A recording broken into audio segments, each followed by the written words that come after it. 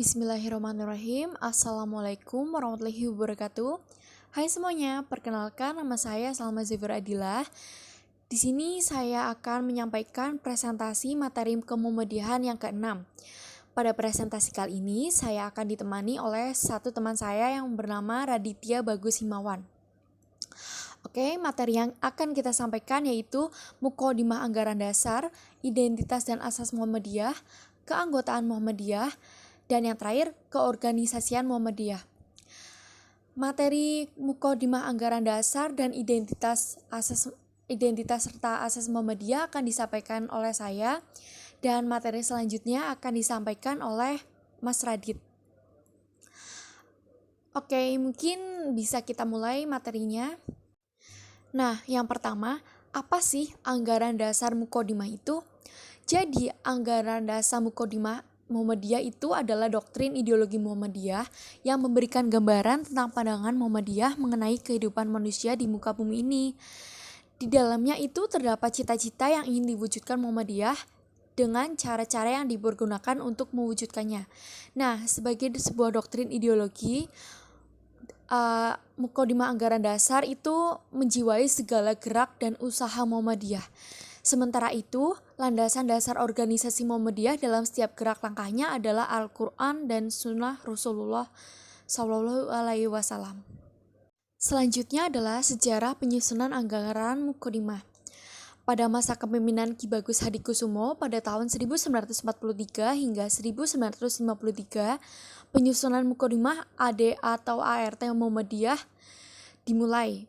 Muqaddimah ini disusun untuk memenuhi kebutuhan mengatasi problem dalam Muhammadiyah berupa mulai dirusaknya pengaburan semangat perjuangan di kalangan anggotanya. Setelah melewati proses yang panjang, akhirnya Muqaddimah Anggaran Dasar ini disahkan pada tahun 1951 dan memuat 7 pokok pikiran. Nah, ini adalah 7 pokok pikiran Muqaddimah Anggaran Dasar Muhammadiyah. Yang pertama, hidup manusia harus berdasar tauhid, bertuhan, beribadah serta tunduk dan taat kepada Allah Subhanahu wa taala. Pokok pikiran ini dirumuskan dalam teks Muqaddimah sebagai berikut. Amma ba'du, bahwa sesungguhnya ketuhanan itu adalah hak Allah semata. Bertuhanlah dan beribadahlah serta tunduk dan taat kepada Allah adalah satu-satunya ketentuan yang wajib atas tiap-tiap makhluk terutama manusia. Yang kedua adalah manusia itu hidup bermasyarakat. Pikiran pokok ini dirumuskan dalam teks Muqaddimah yang berisi bahwa hidup bermasyarakat itu adalah sunnah atau hukum qodrah irodah Allah atas manusia. Yang ketiga, hanya hukum Allah Subhanahu wa taala yang dapat dijadikan sendi untuk membentuk pribadi utama dan mengatur ketertiban hidup bersama dalam menuju hidup bahagia yang hakiki di dunia dan akhirat. Pokok pikiran ini dirumuskan dalam teks Muqaddimah, yaitu yang berisi masyarakat yang sejahtera, aman, damai, makmur, dan bahagia hanyalah dapat diwujudkan di atas keadilan, kejujuran, dan persaudaraan, gotong royong dengan bersendikan hukum Allah yang sebenar-benarnya, lepas dari pengaruh syaitan dan hawa nafsu. Yang keempat adalah berjuang menegakkan dan menjunjung tinggi agama Islam untuk mewujudkan masyarakat Islam yang sebenar-benarnya adalah wajib sebagai ibadat kepada Allah Subhanahu wa taala dan berbuat ihsan kepada sesama manusia. Poin ini dirumuskan dalam teks Muhammadiyah yang berisi menjunjung tinggi hukum Allah lebih daripada hukum yang manapun juga adalah kewajiban bagi tiap-tiap orang yang mengaku bertuhan kepada Allah. Agama Islam adalah agama Allah yang dibawa oleh Nabi sejak Nabi Adam sampai Nabi Muhammad SAW dan diajarkan kepada umatnya masing-masing untuk mendapatkan hidup yang bahagia di dunia dan di akhirat. Pikiran selanjutnya yaitu berisi perjuangan menegakkan dan menjunjung tinggi agama Islam sehingga terwujud masyarakat Islam yang sebenar-benarnya hanya akan berhasil dengan mengikuti jejak atau iktiba perjuangan para nabi, terutama Nabi Shallallahu Alaihi Wasallam. Poin ini dirumuskan dalam teks Muqaddimah yang berbunyi, Syahdan, untuk menciptakan masyarakat yang bahagia dan sentosa, sebagaimana yang tersebut di atas itu, tiap-tiap orang, terutama umat Islam, umat yang percaya kepada Allah dan hari kemudian. Mereka wajib mengikuti jejak Nabi yang suci, beribadah kepada Allah, dan berusaha segiat-giatnya untuk mengumpulkan segala kekuatan dan menggunakannya untuk menjalankan kehidupan bermasyarakat di dunia ini. Dengan niat yang murni, tulus, dan ikhlas karena Allah semata-mata dan hanya mengharapkan karunia di hadirat Allah dan ridhonya belaka, serta mempunyai rasa tanggung jawab di akhirat atas segala perbuatannya. Lagi pula, para manusia harus sabar dan tawakal serta bertabah hati untuk menghadapi kesukaran atau kesulitan yang menimpa mereka atau rintangan yang menghalangi pekerjaannya dengan penuh pengharapan perlindungan dan pertolongan Allah Subhanahu wa taala. Poin yang keenam adalah perjuangan mewujudkan pikiran-pikiran tersebut hanya dapat dilaksanakan dengan berorganisasi. Dimuat dalam Muqaddimah, untuk melaksanakan terwujudnya masyarakat yang demikian itu, maka dengan berkat dan rahmat Allah Subhanahu wa taala dan dengan didorong oleh firman Allah dalam surat Ali Imran ayat 104, pada tanggal 8 Zulhijjah atau 1330 Hijriah atau 18 November 1912 oleh almarhum Kiai Haji Ahmad Dahlan didirikan suatu perserikatan sebagai gerakan Islam dengan nama Muhammadiyah yang disusun dengan majelis dengan mengikuti peredaran zaman serta berdasarkan syuro yang dipimpin oleh hikmah kebijaksanaan dalam permusyawaratan muktamar. Poin yang terakhir atau yang ketujuh adalah pokok-pokok pikiran yang diterangkan di muka bertujuan untuk terwujudnya masyarakat yang adil, makmur, dengan diridhoi Allah Subhanahu wa taala, yaitu masyarakat Islam yang sebenar-benarnya. Poin ini dirumuskan dalam teks Muhammadiyah yang berbunyi, kesemuanya itu perlu menunaikan kewajiban mengamalkan perintah-perintah Allah dan mengikuti sunnah Rasul Nabi Muhammad Sallallahu Alaihi Wasallam. Materi yang selanjutnya adalah identitas dan asas Muhammadiyah. Pengertian identitas atau hakikat Muhammadiyah secara singkat didefinisikan sebagai gerakan Islam, dakwah, dan takjid. Muhammadiyah sebagai gerakan Islam telah memberikan inspirasi dan orientasi yang mendasar bagi pendirinya, Kiai Haji Ahmad Dahlan, untuk mewujudkan cita-cita dan keyakinan hidupnya. Karena itu, Muhammadiyah yang didirikannya selalu berdasarkan pada prinsip-prinsip ajaran Islam yang terkandung dalam Al-Quran dan As-Sunnah serta diyakini kebenarannya. Lalu, Muhammadiyah sebagai gerakan dakwah yaitu menjadi tanggung jawab moral baik personal maupun kolektif, serta Muhammadiyah sebagai organisasi dakwah menjadikan sasaran dakwahnya bersifat personal dan kolektif, baik internal maupun eksternal umat. Sasaran dakwah yang bersifat eksternal diajukan pada non-Islam agar mereka dapat memeluk agama Islam, sehingga terhindar dari kesesatan dalam mencapai kebaikan hidup manusia di dunia dan di akhirat. Muhammadiyah sebagai gerakan tajdid atau pembaruan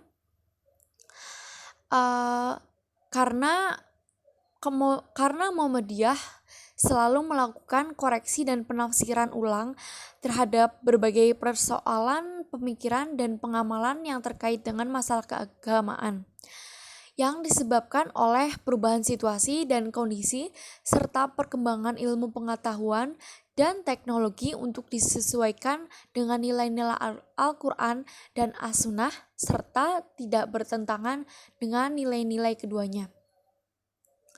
Lalu Muhammadiyah disebut sebagai gerakan tajdid karena Dalam konteks pemurnian, terutama dalam bidang akidah dan ibadah, yakini mengembalikan semua persoalan yang menyangkut akidah dan ibadah tersebut pada keaslian ajarannya dalam Al-Quran dan As-Sunnah dari berbagai tambahan dan pengurangan serta interpolasi berbagai bentuk pemikiran yang secara intrinsik dan substansif merupakan form yang berbeda dengan keduanya. Selanjutnya adalah asas Muhammadiyah. Asas Muhammadiyah adalah Islam. Maksudnya adalah asas ideologi perserikatan Muhammadiyah adalah Islam, bukan kapitalis dan bukan pula sosialis. Ideologi dalam perspektif Muhammadiyah adalah ideologi gerakan. Ideologi gerakan Muhammadiyah merupakan sistemasi dari pemikiran-pemikiran yang mendasar mengenai Islam yang diproyeksikan dan diaktualisasikan ke dalam sistem gerakan yang memiliki ikatan jamaah, jamiah, dan imamah yang solid. Pada tahun 1938 hingga 1942, di bawah kepemimpinan Kiai Mas Mansur, mulai dilembagakan ideologi Muhammadiyah, yaitu dengan lahir konsep 12 langkah Muhammadiyah, yaitu memperdalam iman, memperluas faham keagamaan, memperbuahkan budi pekerti, menuntun amalan intikad, menguatkan persatuan, menegakkan keadilan, melakukan kebijaksanaan, menguatkan tanwir, mengadakan musyawarah, memusyawarahkan putusan, serta mengawasi gerakan ke dalam dan menghubungkan gerakan keluar. Dengan lahirnya konsep ini, maka Muhammadiyah tumbuh menjadi paham dan kekuatan sosial keagamaan dan sosial politik tertentu di Indonesia. Mungkin cukup sekian materi yang dapat saya sampaikan. Materi selanjutnya akan disampaikan oleh Mas Radit. Assalamualaikum warahmatullahi wabarakatuh. Perkenalkan nama saya Aditya Purismawan. NIM saya 1801050042. Ini saya akan menjelaskan tentang keanggotaan dan keorganisasian Muhammadiyah. Yang pertama, keanggotaan Muhammadiyah terlebih dahulu. Keanggotaan Muhammadiyah terdiri dari 3, yaitu anggota biasa, anggota luar biasa, dan anggota kehormatan. Yang pertama yaitu anggota biasa, yaitu seseorang yang beragama Islam dan merupakan warga negara Indonesia. Yang kedua yaitu anggota luar biasa, seseorang beragama Islam namun bukan warga negara Indonesia. Yang ketiga ada anggota kehormatan, yaitu seseorang beragama Islam dan telah mempunyai jasa terhadap Muhammadiyah ataupun karena kewibawaan dan keahliannya bersedia membantu Muhammadiyah. Selanjutnya ada hak anggota Muhammadiyah. Anggota biasa mempunyai hak menyatakan pendapat di dalam maupun di luar pemusyawaratan serta memilih dan dipilih dalam permusyawaratan. Sedangkan anggota luar biasa dan kehormatan hanya mempunyai hak menyatakan pendapat. Selanjutnya ada kewajiban anggota Muhammadiyah. Yang pertama yaitu taat menjalankan ajaran Islam, menjaga nama baik dan setia kepada Muhammadiyah serta perjuangannya. Yang ketiga, berpegang teguh kepada kepribadian serta keyakinan dan cita-cita hidup Muhammadiyah. Yang keempat, taat pada peraturan Muhammadiyah, keputusan musyawarah, dan kebijakan pimpinan pusat. Yang kelima, dan mendukung dan mengindahkan kepentingan Muhammadiyah serta melaksanakan usahanya. Yang keenam, membayar iuran anggota, dan yang terakhir yaitu membayar infak. Selanjutnya ada keorganisasian Muhammadiyah. Organisasi di Muhammadiyah ada majelis, lembaga, organisasi otonom, dan amal usaha. Yang pertama, majelis terlebih dahulu. Majelis ditugaskan untuk membantu pimpinan pusat dalam menjalankan sebagian tugas pokoknya. Majelis terdiri dari 8 macam. Yang pertama, majelis tablik dan dakwah khusus. Tugasnya yaitu memimpin pelaksanaan dakwah Islamiyah di bidang tablik secara terencana dan dalam program yang jelas. Lalu dakwah khusus dimaksudkan untuk berdakwah di tempat-tempat terpencil dan memerlukan strategi khusus. Yang kedua ada majelis tajdik dan tasdik. Tugasnya yaitu bergiat dan dalam pengkajian ajaran Islam untuk mendapatkan kemurnian dan kebenarannya. Yang ketiga ada majelis pendidikan tinggi, penelitian dan pengembangan. Tugasnya yaitu memajukan dan memperbarui pendidikan tinggi, mengembangkan ilmu pengetahuan dan teknologi, serta mempergiat penelitian sesuai dengan ajaran Islam. Selanjutnya adalah Majelis Pendidikan Pada Menengah. Tugasnya itu memajukan dan memperbarui pendidikan dasar dan menengah. Yang kelima ada Majelis Pengembangan Kaum dan Sumber Daya Islami. Tugasnya yaitu mengembangkan sistem dan melaksanakan pengkaderan di semua tingkat. Pertama ada Majelis Kesehatan dan Kesejahteraan Masyarakat. Tugasnya yaitu menggerakkan dan penghidupkan amal, tolong-menolong dan kebajikan, takwa dalam bidang kesehatan, sosial, masyarakat, dan keluarga sejahtera. Yang ketujuh ada Majelis Wakaf dan Zakat, Infak, dan Sedekah. Tugasnya yaitu mengembirakan dan membimbing masyarakat untuk berwakaf, membangun dan memelihara tempat ibadah, serta membimbing masyarakat dalam menunaikan zakat, infak, sedekah, hibah, dan wakaf. Dan terakhir ada Majelis Ekonomi dan Kewirausahaan. Selanjutnya ada lembaga-lembaga yang tugasnya itu membantu pimpinan pusat Muhammadiyah dalam menjalankan tugas pendukungnya. Macam-macam lembaga dalam Muhammadiyah yaitu Lembaga Hikmah dan Hubungan Luar Negeri, Lembaga Pemberdayaan Supremasi Hukum dan Hak Asasi Manusia, lalu ada Lembaga Pengembangan Tenaga Profesi, Lembaga Seni Budaya, Lembaga Pemberdayaan Buruh Tani dan Nelayan, Lembaga Studi dan Pemberdayaan Lingkungan Hidup, Lembaga Amil Zakat, Infak, dan Sedekah, Lembaga Perpustakaan dan Informasi, Lembaga Pembina dan Pengawas Keuangan. Lembaga-lembaga ini bertugas melaksanakan program dan kegiatan pendukung yang bersifat khusus. Lalu selanjutnya ada organisasi otonom, yaitu organisasi yang dibentuk oleh Persyarikatan Muhammadiyah dengan bimbingan dan pengawasannya diberi hak dan kewajiban untuk mengatur dan membina warga Persyarikatan Muhammadiyah dalam bidang-bidang tertentu. Yang pertama ada Aisyah atau wanita Muhammadiyah. Perannya yaitu membimbing kaum wanita ke arah kesadaran beragama dan berorganisasi. Yang kedua ada pemuda Muhammadiyah, melakukan kesadaran dan pentingnya peranan putra-putri Muhammadiyah sebagai pelangsung gerakan Muhammadiyah serta kesadaran organisasi. Yang ketiga yaitu atau putri Muhammadiyah. Fungsinya sama dengan pemuda Muhammadiyah, namun Nasyidul Asyah fokuskan kepada wanita-wanita Muhammadiyah. Ada ikatan Muhammadiyah, itu pembaruan tajdid berdasarkan nilai ajaran Islam. Ikatan mahasiswa Muhammadiyah untuk menegakkan segala hukum dan undang-undang dan peraturan serta mengamalkan ilmu-ilmu Islam dalam perguruan tinggi. Ada Hizbul-Wathan atau gerakan kemajuan yang berdasarkan Islam. Lalu ada terakhir ada Tabah Suci, itu membina ketangkasan dan keterampilan Pencaksilat sebagai seni bela diri Indonesia yang sesuai dan tidak menyimpang dari ajaran Islam sebagai budaya dan moral. Terakhir ada bidang amal usaha. Ini bentuk untuk melaksanakan dakwah yang dilakukan usaha di segala bidang kehidupan. Pertama yaitu bidang agama Islam. Programnya yaitu mengembangkan keyakinan, memperdalam pemahaman, meningkatkan pengamalan, serta menyebarluaskan ajaran Islam dalam berbagai aspek kehidupan. Yang kedua ada bidang pendidikan. Perannya yaitu memadukan sistem sekolah umum dengan madrasah dan pesantren.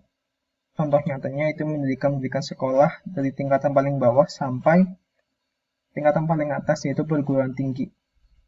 Yang ketiga ada bidang kesejahteraan dan kesehatan masyarakat. Tugasnya yaitu menyalurkan dan membagikan zakat fitrah kepada fakir miskin, mendirikan panti asuhan, pendirian balai kesehatan, klinik kesehatan ataupun rumah sakit. Selanjutnya ada bidang politik kenegaraan. Contoh nyata dari bidang ini yaitu dibangunnya atau didirikannya Majelis Hukum dan Hak Asasi Manusia serta Lembaga Hikmah dan Kebijakan Publik. Yang terakhir ada bidang ekonomi dan keuangan. Tujuannya yaitu membimbing masyarakat ke arah perbaikan dan pengembangan ekonomi sesuai dengan ajaran Islam, serta untuk meningkatkan kualitas pengelolaan amal usaha Muhammadiyah. Sekian penjelasan saya. Terima kasih. Wassalamualaikum warahmatullahi wabarakatuh.